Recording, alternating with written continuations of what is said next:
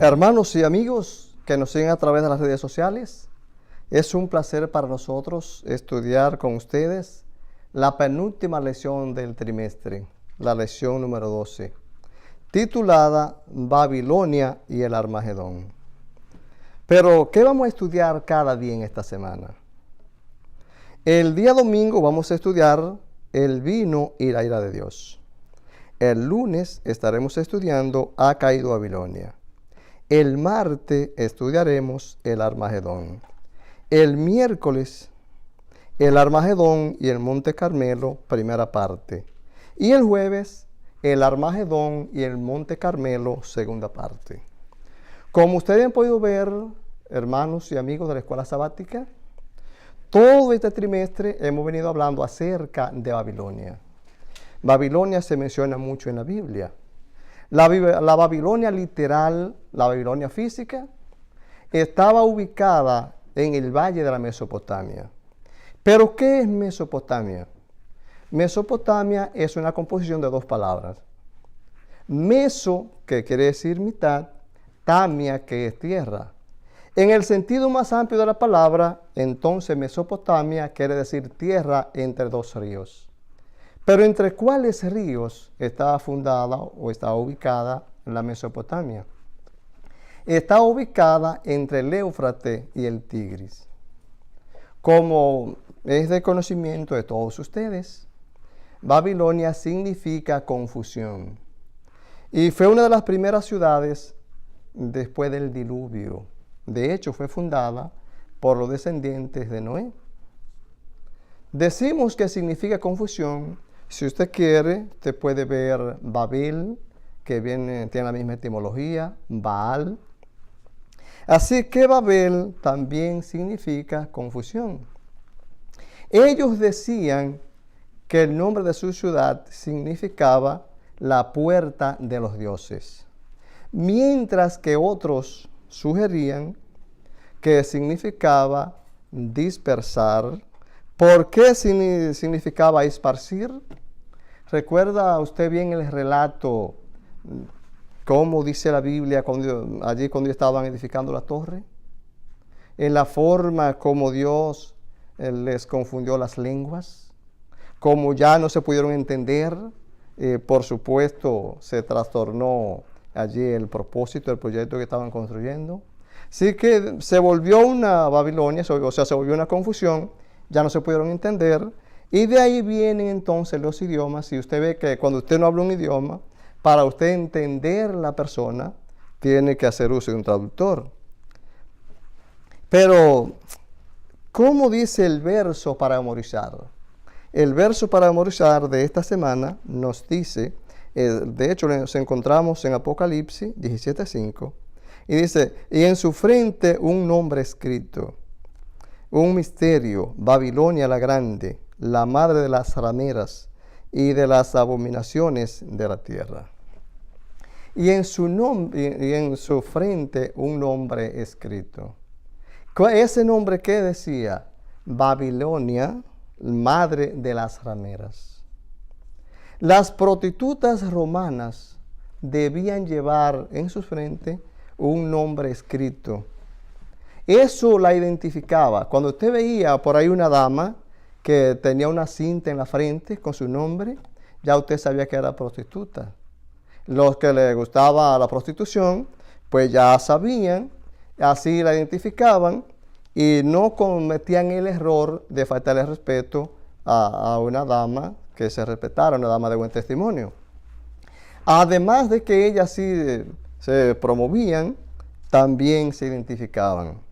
La Babilonia espiritual que hemos ido hablando en esta semana o en este trimestre, también tenía una forma peculiar de identificarse, que seguiremos estudiando a lo largo de esta lección. Pasamos entonces a la parte del domingo, que dijimos que se titula El vino de la ira de Dios. ¿Por qué será que en la Biblia se menciona tanto la palabra vino? A todo lo largo de la Biblia, usted va a encontrar que habla del vino. Porque el vino se sacaba de muchas maneras. Primordialmente era sacado de la uva, pero había diferentes clases de uva. Por eso había también diferentes clases de vino. Había diferentes formas de sacarlo. Ellos también hacían un vino de fruta, hacían vino de cebada, y había distintas formas de usarlo. Usaban un tipo de vino que era un vino sencillo, pero usaban otro tipo de vino que era un vino fuerte. Ellos hacían la diferencia entre un vino inferior y un vino superior. También había un tipo de vino que ellos lo mezclaban, vino 100%, un vino ya añejado, a veces lo mezclaban, tenían distintas formas de mezclarlo, muchas veces lo mezclaban con otras bebidas, también con estupefaciente, otras veces lo mezclaban con agua también, lo rebajaban con agua. Pero, repito, había un tipo de vino que ellos consideraban inferior y otro vino superior. Siempre el anfitrión era quien decidía qué tipo de vino iba a brindar y limitaba también la cantidad de vino que ellos iban a ingerir. Por eso fue que, como usted recuerda, en la boda de Caná, allí en el capítulo 2 del Evangelio de San Juan, cuando Jesús multiplicó el agua en vino, al probarlo, ¿qué fue lo que dijeron? Lo consideraron paradójico, contraproducente. Ellos mismos dijeron: todo hombre brinda primero el buen vino y después brinda el vino inferior. Ustedes han hecho todo lo contrario. Brindaron primero el vino inferior y ahora brindan el superior. Porque el Señor Jesús, fue Jesús que lo tocó, multiplicó esa agua en vino. Lo que Jesús hace es excelente, difiere de las cosas que hacen los hombres. Porque así acostumbraban ellos. Invitaban a las personas, le presentaban primero el buen vino, y como era un vino fuerte, un vino añejado, entonces para evitar que la gente se embriagara, después le presentaban otro vino más ligero, otro vino más corriente, y por eso fue la expresión, por eso dijeron así aquí en la boda de Caná. Pero también nos habla la lección de la ira de Dios. ¿Por qué nos habla aquí de la ira de Dios? Como Dios es santo y justo, la manifestación de la ira de Dios es igualmente propia y justa también. Sin embargo, la Biblia dice que Dios es lento para la ira y grande en misericordia y verdad. La clave de la manifestación de la ira de Dios se da en Romanos 1:18 y se revela desde el cielo contra la impiedad y injusticia de los hombres que detienen con injusticia la verdad. ¿De qué forma el ser humano cómo podemos detener con injusticia la verdad? Bueno, hay varias formas. Nótese que sobre esto se manifiesta la ira de Dios. La persona que usa la injusticia para detener la verdad. Podemos verla y considerarla desde lo religioso y también en lo secular. En lo religioso, ¿cómo los hombres pueden detener la justicia de Dios para entonces tenerlo engañado allí con la mentira, deteniendo la justicia? Bueno, usted puede ver muchas personas, muchos ministros, tienen su feligresía, hay enseñanzas que ellos saben, su corazón le dice, su conciencia le dice que no es correcta, no es la bíblica, pero ellos lo quieren tener engañado y por lo tanto no le presentan la verdad. Y a veces hasta se oponen a que la verdad les sea presentada. Eso es detener con injusticia la verdad. También hay personas que tienen empleados y le pagan lo mínimo. Se valen de la injusticia. Es una injusticia no pagarle lo que debe pagar el obrero. También eso es detener con injusticia la verdad, porque el pagarle lo recto, lo que debe pagar es la verdad. Por eso Santiago 5 lo dice textualmente. Dice que muchos se han enriquecido y el jornal de los obreros no le ha sido pagado. Y dice que el clamor de ellos ha llegado hasta los oídos de Dios. Esa injusticia Dios la ve. Entonces, la ira de Dios se manifiesta sobre aquellos que detienen con injusticia la verdad. Pero aquí también, usted podrá ver que en esta lección, en el día del domingo, la lección hace una confrontación. Confronta a Jerusalén y a Babilonia. ¿De qué manera? Habla aquí de Babilonia y dice sus características. Cuando habla de Babilonia, dice que es prostituta, que es la madre de las rameras, que ha caído Babilonia, que es el centro de la idolatría, el centro de la adoración falsa, el centro de la corrupción, el centro de la mentira. Pero cuando habla de Jerusalén, ya habla de otra manera diferente. Al hablar de Jerusalén, allí presenta a Jerusalén como el fundamento de la paz, la posesión de la paz, la ciudad de Dios, la ciudad amada. Y hay que reseñar lo siguiente. Así como la Biblia usa la Babilonia literal, la Babilonia física, con sus confusiones y como la gente la conocía, para entonces referirse a la Babilonia espiritual, también con sus confusiones, con sus enseñanzas erráticas, con la idolatría, con todas las cosas que caracterizan a Babilonia. Así también entonces la Biblia usa la ciudad de Jerusalén propiamente dicho para referirse a la nueva Jerusalén. Y nos dice, Apocalipsis 21, dice Juan, que vio la nueva Jerusalén descender del cielo como una novia dispuesta o ataviada para su marido. Así que así la confronta a las dos. De manera que aquí hemos estudiado acerca del vino, de la ira de Dios, ya dijimos sobre quién se manifiesta la ira de Dios, y también confronta a Jerusalén y a Babilonia.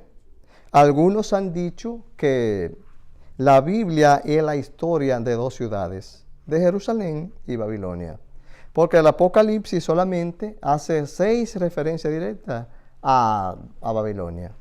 6 referencias a Babilonia y ninguna de ellas es halagüeña. Ahora, ¿qué vamos a estudiar en la parte que continúa? En la parte del lunes. Vamos a estudiar ¿ha caído Babilonia?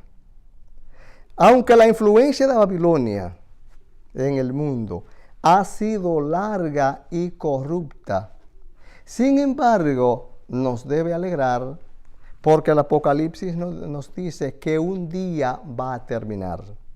Y así lo dice la Biblia. Vuelvo a citar Apocalipsis 21, ahora del 1 al 4. Donde dice Juan, yo Juan vi la nueva Jerusalén descender del cielo como una novia dispuesta, ataviada, engalanada para su marido. Y oí una voz del cielo que decía, he aquí el tabernáculo de Dios con los hombres.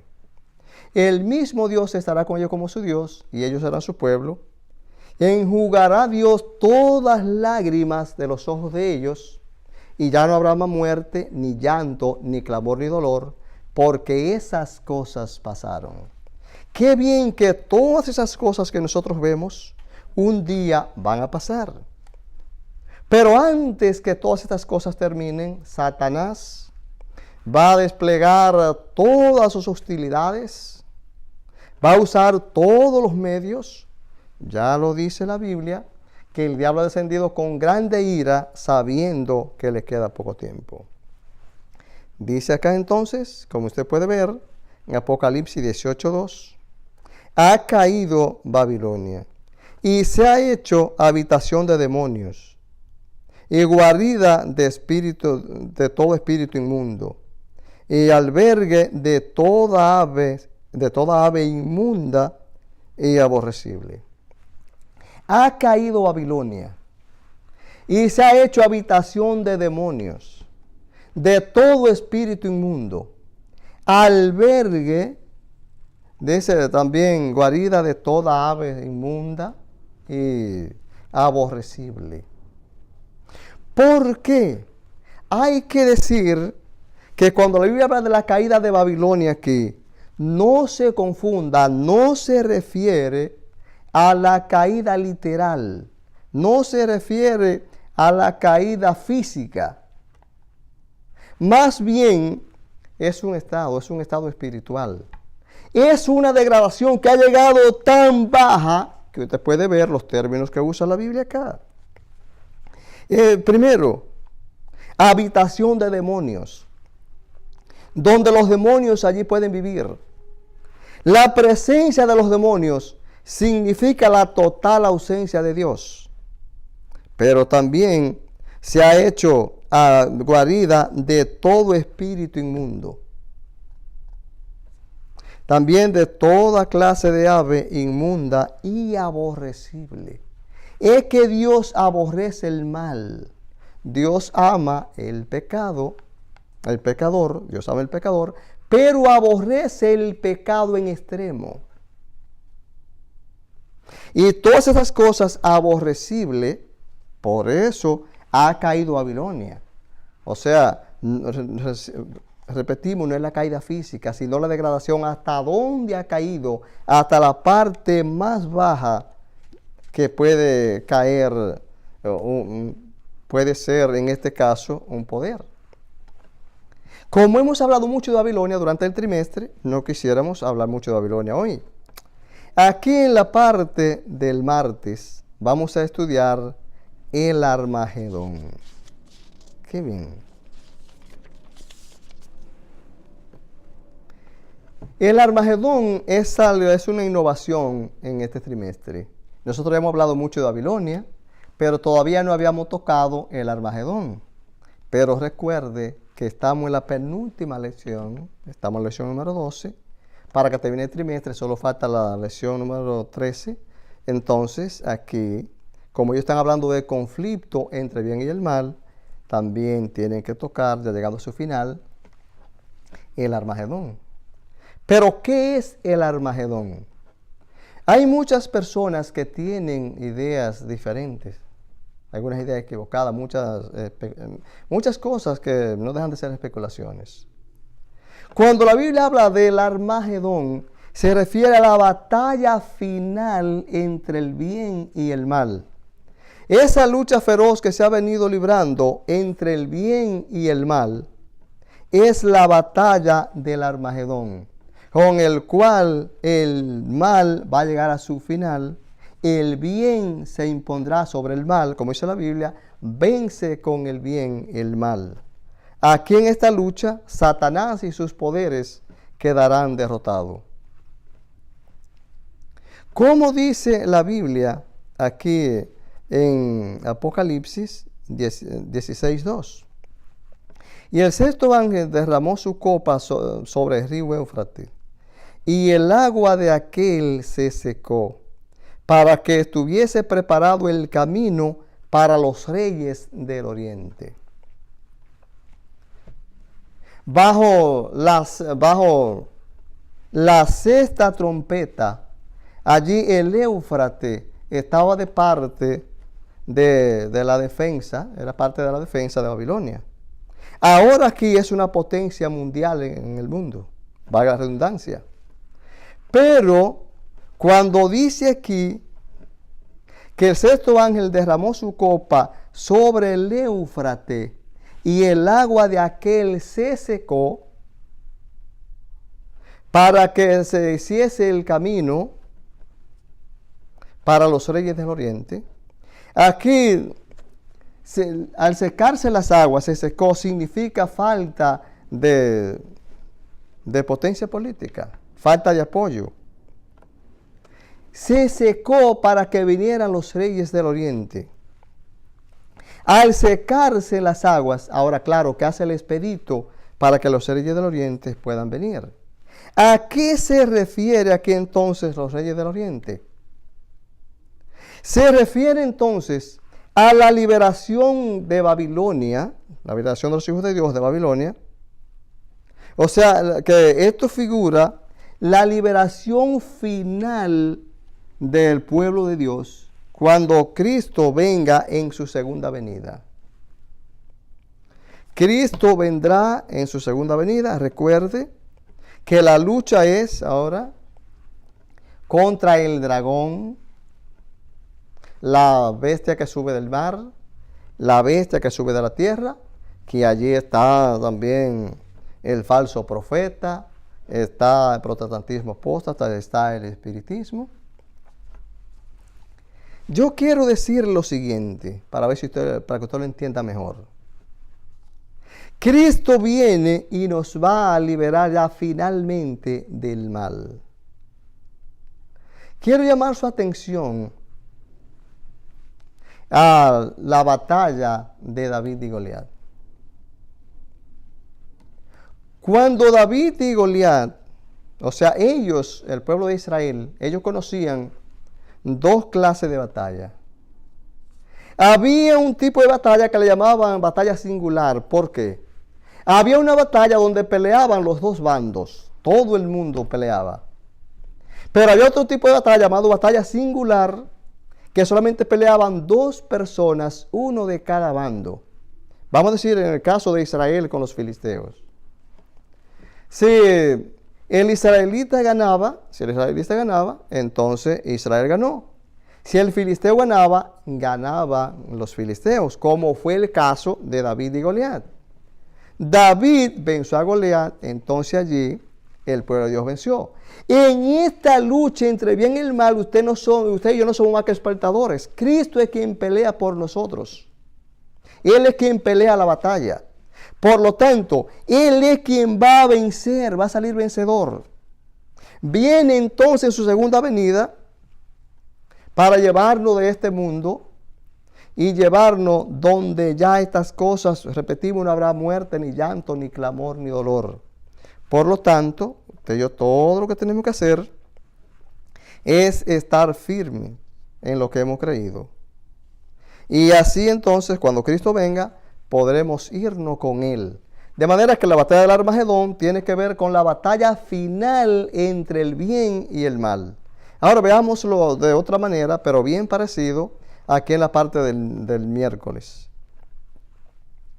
El Armagedón y el Monte Carmelo, primera parte. ¿Por qué aquí se menciona el Monte Carmelo con el Armagedón? Cuando la Biblia habla del Armagedón, los teólogos enseñan que se refiere al Megido, al monte Megido. ¿Por qué? Porque allí se habían escenificado las más grandes batallas. Allí algunas personas bien conocidas habían peleado. Allí había muerto muchas personas. Ahora aquí, ¿por qué se menciona entonces el Carmelo con el Armagedón? Porque en el Monte Carmelo también sucedió algo grande. Allí también hubo una batalla entre el bien y el mal, donde el bien de igual manera salió vencedor.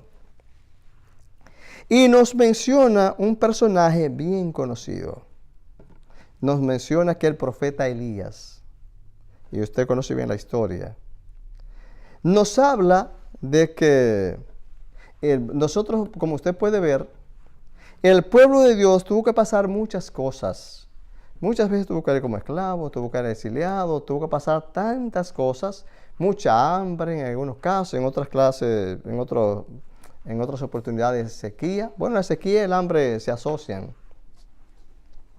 Todo esto por la dureza de los corazones de ellos, porque siempre se iban tras dioses ajenos, siempre estaban adorando imágenes, siempre estaban haciendo las cosas que no era la voluntad de Dios. En este caso, tras 3 años de sequía, lo que se disputaba allí era cuál era el Dios real, cuál era el verdadero rey, quién sería el verdadero rey de Israel, si Dios o Baal. Y entonces, como ellos adoraban dioses ajenos, estaban adorando a Baal, Elías Elías sintió, eso le produjo ira a Elías. Porque Elías amaba a Dios, amaba la obra de Dios. Y Elías no pudo soportar esto. De hecho, Elías significa mi Dios es Jehová, o Jehová es mi Dios. Entonces Elías oró a Dios que no lloviera. Y ya hacía 3 años que no llovía. Dios le dijo a Elías, mira, vete allí al arroyo de Querit, que yo voy a enviar los cuervos para que te lleven comida, pero tú vas a beber del arroyo. Y así hacía. Los cuervos le llevaban comida, Elías bebía del arroyo. Pero como la sequía se prolongó, el arroyo se secó. Así que Elías entonces andaba prófugo, Elías andaba huyendo. Y Acab había hecho todos los esfuerzos posibles por encontrar a Elías para matarlo. Y como la sequía era fuerte, se habían secado todas las aguas, la fuente de las aguas, los arroyos todos se habían secado. Acab entonces salió con su mayordomo Abdía para ver dónde podían encontrar agua para que las mulas y los caballos no murieran, para no quedar sin bestias. Abdía cogió por un lado, Elías por otro, Acab por otro. Hay que reseñar que este Abdía que habla aquí no es el profeta, del cual tiene un libro que lleva su nombre. Parece que era un creyente, un hombre temeroso de Dios, pero no era el profeta Abdía. Así que él cogió por un lado, de una forma inteligente, claro, así redimían el tiempo, y Acab cogió por otro. Dios le había dicho a Elías, hoy te va a presentar delante de Acab. Y eso, en su búsqueda, Abdía se encontró con Elías. Y cuando lo vio, lo conoció. Y le dijo, ¿eres tú mi señor Elías? Él contestó que sí. Entonces Elías le dijo, mira, anda, dile a Acab, he aquí Elías. Abdía contestó, ¿qué mal, qué pecado he hecho yo para que me mates? ¿Por qué dice, he aquí Elías? ¿Sabes tú que Acab no ha dejado ningún lugar que no haya ido detrás de ti? Y muchos han tenido que decir con juramento que no te han visto, que tú no estás. ¿Y será que ahora cuando yo vaya y me presente delante de él y diga, he aquí Elías, y venga y el Espíritu de Dios te haya trasladado a otro lugar, me matarás? Hay que reseñar que este hombre era temeroso de Dios por lo que le voy a decir. Este hombre cuando Jezabel quería matar a los profetas, como usted va a ver en la lección, él había escondido 50 profetas de Jehová, o 100 profetas de Jehová. Estos 100 profetas, él lo había escondido de 50 en 50. Lo puso en cuevas y allí lo alimentaba. Y él le hace el relato a Elías también. Él le dice que cuando Jezabel quería matar a los profetas de Jehová, él escondió 50 profetas de 50 en 50. Y allí así le evitó la muerte a 100 profetas de Jehová. Pero él dice, ¿y será que cuando yo le diga acá que tú estás aquí y el Espíritu de Dios te traslade a otro lugar, entonces me va a matar? Él sabía que el Espíritu de Dios era quien trasladaba a Elías, que el Espíritu de Dios era quien dirigía a Elías. Si usted quiere, véalo, cuando Felipe y el eunuco, Felipe iba por otro camino, y el Espíritu dirigió, guió a Felipe para encontrarse con el eunuco. Así también el Espíritu de Dios era quien guiaba a Elías, quien lo trasladaba, quien lo dirigía. Lo llevaba donde había alimento, lo llevaba donde la viuda de Sarepta, y lo llevaba donde quiera que Dios quería que fuera. El Espíritu de Dios lo guiaba. Así que entonces Abdía sabía esto. Pero Elías le afirmó, no, yo voy a estar aquí, anda. Y obedeció a Elías y fue donde Acab, y Acab vino al lugar y allí estaba Elías. Cuando Acab lo vio, Nos dice la cita aquí de Primera de Reyes 18. Acá le dijo, fue el saludo que le dio: ¿eres tú el que perturba a Israel?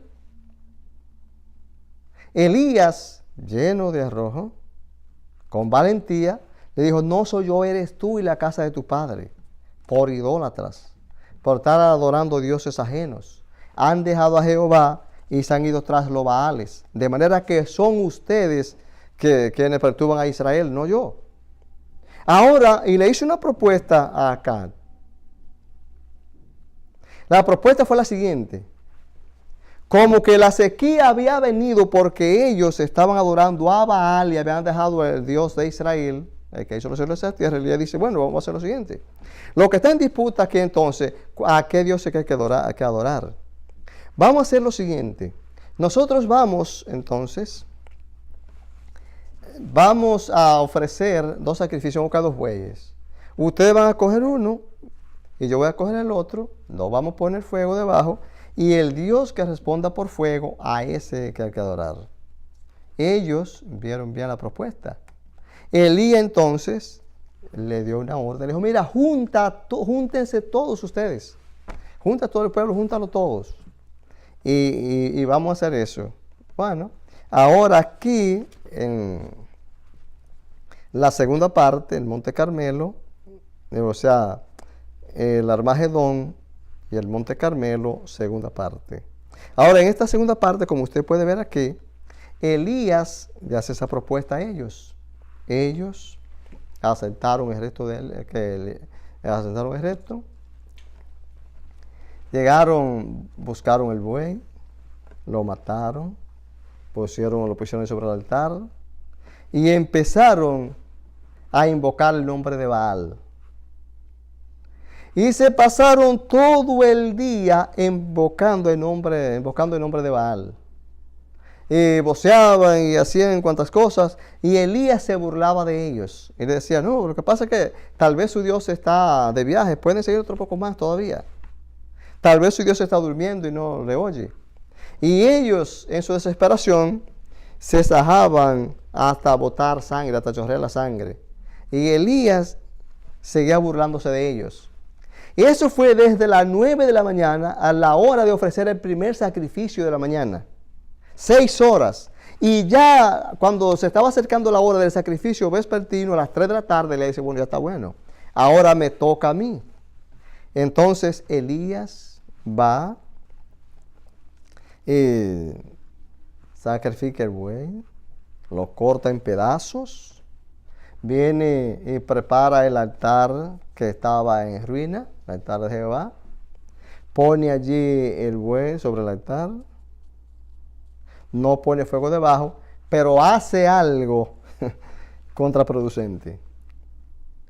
Elías manda que hace una zanja, manda que le echen 4 cántaros de agua allí en la zanja, buscó 12 piedras y se la Biblia conforme al número de las 12 tribus de Israel. Todo eso Elías lo mojó, lo llenó de agua.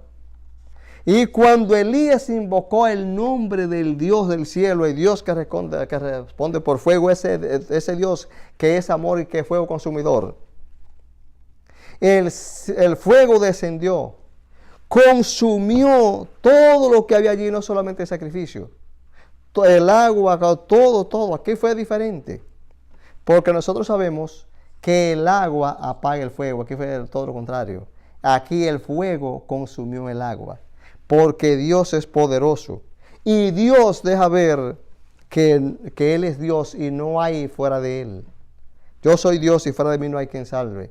Así que allí quedó demostrado entonces que al Dios que hay que adorar es el Dios que hizo los cielos y la tierra. Es el Dios que Elías adoraba y el Dios que usted y yo debemos adorar. Ya para finalizar la lección de este día, nos dice aquí, en 1 Corintios 15, 1 y 2, que la fe que salva es la fe que permanece. Debemos permanecer en lo que hemos creído. Nosotros vemos entonces, todo lo que Elías hizo aquí fue por medio de la fe. Por la fe Elías creía que el fuego descendería del cielo. Por la fe usted y yo debemos creer que Dios ha perdonado nuestros pecados, que nuestros nombres están inscritos en el libro de la vida y que cuando Él venga vamos a ir con Él a las mansiones celestiales. Así que eso es lo que nos habla de 1 de Corintios 15, 1 y 2. Aquí entonces hemos terminado la lección de hoy, la lección para esta semana. Esperamos que en esa guerra del bien y el mal, esa batalla final, cuando todo haya terminado, usted y yo podamos ir con Jesús a las mansiones celestiales. Que Dios les bendiga.